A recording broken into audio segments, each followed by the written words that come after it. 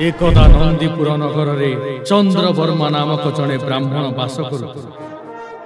से चतुर्वेद, षडशास्त्र, अष्टादश पुराण, अष्टवंश आगम एवं 64 कला विद्यारे प्रवीणता लाभ करथिले।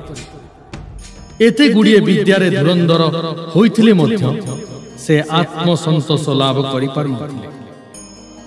अधिक ज्ञान आहरण करबाकू से चाहुथिले। एणु से उपयुक्त गुरु अन्वेषण रे बाहरिले। चंद्रवर्मा बहु देश भ्रमण कले, किंतु उपयुक्त गुरुंक संधान पाई पारिले नहीं।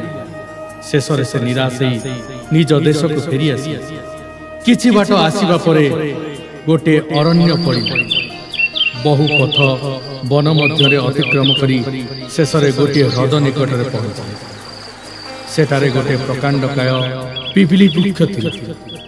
से अत्यंत तृषार्त होइतिबारु ह्रदरे स्वच्छ जल पान करी सेई पिपिली वृक्ष तले क्लांति मेंटाया पाई सोई पड़ी। गछकु आशा करी गोटे ब्रह्म राक्षस से थिले वास्तव रे ब्रह्मज्ञानी।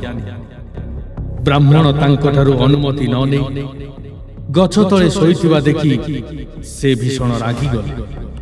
संगे संगे एक ब्रह्म चापुड़ा देई ब्राह्मण को निदारु उठाई पछारि, तू किए केउठारु आसिछु? मो निकटरु अनुमति न नै तू एठारे सोईतिरु काई की?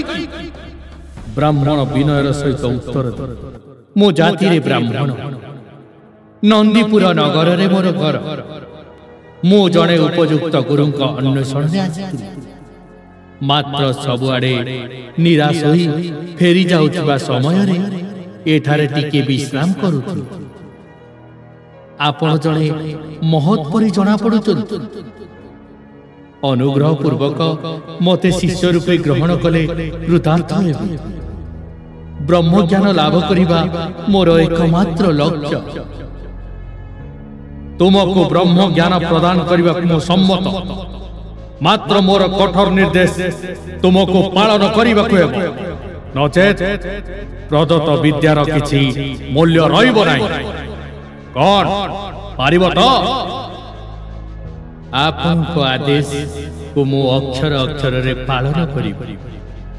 एहा मोर ध्रुव प्रतिज्ञा। तेबे सुनो, जेते दिन पर्यंत तुमको मु ब्रह्म तत्व शिक्षा देउथिबि सेते दिन पर्यंत तुमे अनाहार तथा अनिद्रा रहिबो। कौन पारिब तो? आपनको प्रस्ताव रे मु सम्मत गुरुदेव। ब्रह्म राक्षस ब्राह्मण का दृढ़ मनोभाव देखि अत्यंत आनंदित होई तांकु से गोटे अलौकिक मंत्र प्रदान कले। एही मंत्र बलरे ब्राह्मण अनाहार और अनिद्रा रे अनेक दिन रही पारि। सेही दिन ठारो ब्रह्म राक्षस ब्रह्म तत्व संबंधी मंत्रावली गोटे लेखा पत्र रे लेखि लेखि तळकु पकाउथा। चंद्रवर्मा सेही पत्रटिकु गोटाई आनी मनोयोग सहकारे अध्ययन करत। एही परी ब्रह्म राक्षस प्रतिदिन मंत्र लेखि तळकु खसाइबाकु लागिला। एहा मध्यरे 6 मास बीतीगला। चंद्रवर्मा अलौकिक ब्रह्म ज्ञानर अधिकारी होई गले। जेउ दिन ठीक 6 मास पूरी गला सेही दिन स्वर्गरु एक उज्जवल वर्णर जान आसी सेठारे पहुंचे। दिव्य जान रे बसी ब्रह्म राक्षस अमर धन को शुभयात्रा आरंभ कले। विदाय बेले गुरु शिष्यंकर मनोभाव अति करुण थिला। शेषरे गुरु आशीर्वाद दे कहिले, तुमे ही मोर उपयुक्त शिष्य। वर्तमान तुमर शिक्षा पूर्णांग होइछि।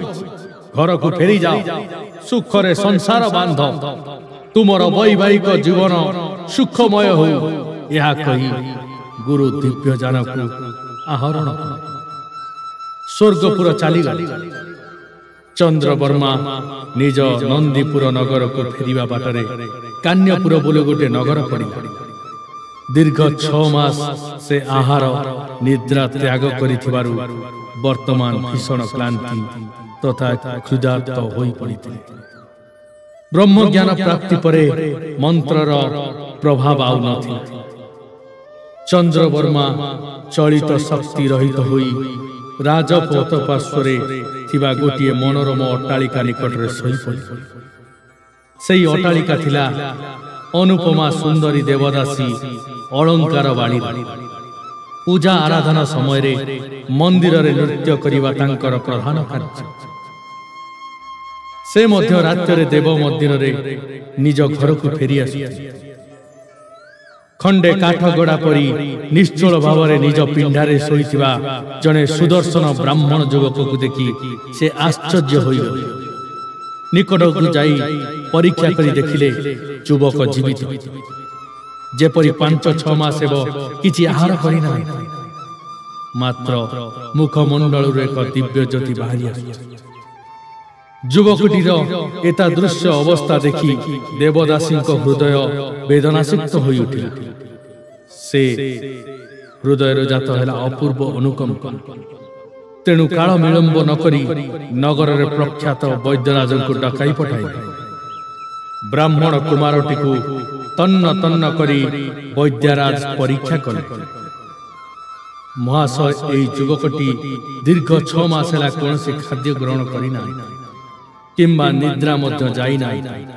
ଏଥିପାଇଁ ସେ ସଙ୍ଗେ ସଙ୍ଗେ କିଛି ବ୍ୟବସ୍ଥା ନ କଲେ ଯୁବକଟି ପ୍ରାଣ ଚାଲିଯାଏ। ହେ ବୈଦ୍ୟରାଜ, ଏହି ଯୁବକଟି ବିଷୟରେ ମୁଁ କିଛି ମାତ୍ର ଜାଣିନାହିଁ।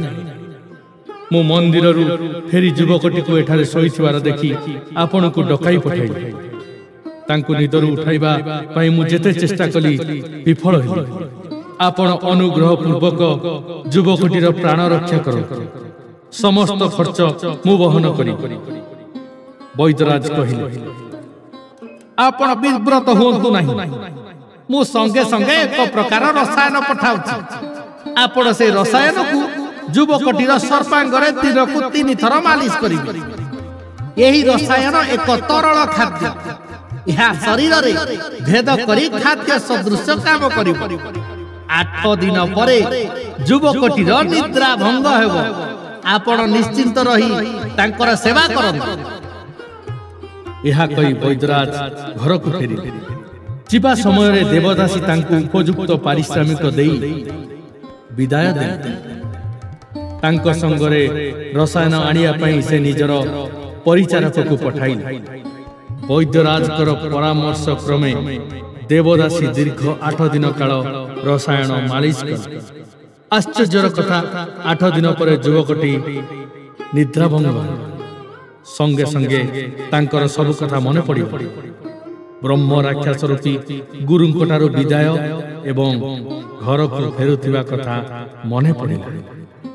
ସେ ଆଉ କାଳ ବିଳମ୍ବ ନ କରି ଯିବାକୁ ଉଦ୍ୟତ ହେଲେ। ଦେବଦାସୀ ଏଥିରେ ଆଶ୍ଚର୍ଯ୍ୟ ହୋଇ ତାଙ୍କୁ ପଚାରିଲେ, ହେ ବ୍ରାହ୍ମଣ ଯୁବକ, ଦୀର୍ଘ 8 ଦିନ କାଳ ମୁଁ ଆପଣଙ୍କର ସେବା କରି ଆସିଛି। ମୋର ସେବା ଶୁଶ୍ରୂଷା ଫଳରେ ଆପଣ ଜୀବନ ଫେରି ପାଇବେ, ଅଥଚ ଆପଣ ଯାଉଥିବା ବେଳେ ମୋତେ କିଛି ମାତ୍ର ନ କହି ଚାଲି ଯାଉଛନ୍ତି କିପରି? ଆପଣ ଜଣେ ବିଜ୍ଞ ବ୍ୟକ୍ତି ପରି ଜଣାପଡ଼ୁଛନ୍ତି, ହେଲେ ଚାଲି ଯାଉଥିବା ବେଳେ ସାମାନ୍ୟ ଧନ୍ୟବାଦ ମଧ୍ୟ ଜଣାଉନାହାନ୍ତି।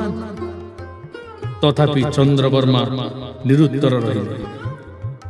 ଅର୍ଥପୂର୍ଣ୍ଣ ଭାବରେ ସେ ଦେବଦାସୀଙ୍କ ପ୍ରତି କଟାକ୍ଷପାତ କରି ସେଠାରୁ ତୁରନ୍ତ ପଳାଇ ଯିବା ପାଇଁ ଅଗ୍ରସର ହେଲେ। କିନ୍ତୁ ତାଙ୍କର ପଥରୋଧ କରି ଯୁବତୀ ପୁଣି ପ୍ରଶ୍ନ କଲେ, ତଥାପି ଆପଣ ଜଣେ କୃତଜ୍ଞ ନିରୁତ୍ତର ରହି ଶେଷରେ ପଳାଇ ଯାଉଛନ୍ତି। ଆପଣ ମୋ ଦୁଆର ମୁହଁରେ ନିରାଶ୍ରୟ ଭାବରେ ଶୋଇଥିବା ସମୟରେ କିଏ ଆପଣଙ୍କ ସେବା କରିଥିଲେ? ହେଲେ ପ୍ରତିଦାନରେ ମୋତେ ଆପଣ ଦେଲେ କଣ? ତଥାପି ଯୁବକ ନୀରବ ରହିଲେ। ତାଙ୍କର ଦୀର୍ଘ ନୀରବତା ଯୁବତୀଙ୍କ ହୃଦୟରେ ଗଭୀର ବେଦନା ଦେଲା। ସେ ରୋରୁଦ୍ୟମାନ ସ୍ତରରେ କହିଲେ, ତେବେ ଶୁଣନ୍ତୁ ଯୁବକ, ମୁଁ ଆପଣଙ୍କୁ ବିବାହ କରିବାକୁ ସ୍ଥିର କରିଛି। ପରିସ୍ଥିତି ଯାହା ହେଉନା କାହିଁକି ମୁଁ ଆପଣଙ୍କୁ ନିଶ୍ଚୟ ବିବାହ କରିବି। ଶିବ ଶିବ ଶିବ 3 ଥର ଉଚ୍ଚାରଣ କରି ଚନ୍ଦ୍ରବର୍ମା ବିସ୍ମୟରେ କହିଲେ, ସୁନ୍ଦରୀ, ଆପଣଙ୍କୁ ବିବାହ କରିବାକୁ ମୁଁ ଏକାନ୍ତ ଭାବରେ ଅନୁପଯୁକ୍ତ। अनुग्रह करी आपण एभली भ्रमपूर्ण प्रस्ताव प्रत्याहार करिनियंतु। मात्र देवदासी तांको उत्तर रे आदौ संतुष्ट रहिले नहीं। से विरक्ति रे कहिले, तेबे आपण को राजा दरबार को जीवा पाई पड़िबो। सेइठारे जहा निष्पत्ति हेबो सेइठा ही पूर्ण निष्पत्ति। शीघ्र चलन। युवक राजसभा को जीवा पाई अनिच्छा प्रकाश करिबारु देवदासी तांकु बलात्कार रे नहीं गले।